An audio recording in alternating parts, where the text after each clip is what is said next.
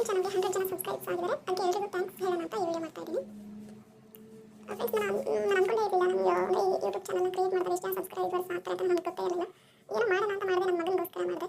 ಅದು 215 ಜನ ಸಬ್ಸ್ಕ್ರೈಬರ್ಸ್ ಆಗಿದ್ದಾರೆ. ಈಗ 8000 ವ್ಯೂಸ್ ಇದೆ. ವಾಚ್ ಟೈಮ್ ಇದು ಕಡಿಮೆ ಇದೆ, ಬಟ್ ಇನ್ನೂ ಇನ್ಕ್ರೀಸ್ ಆಗಬೇಕದು.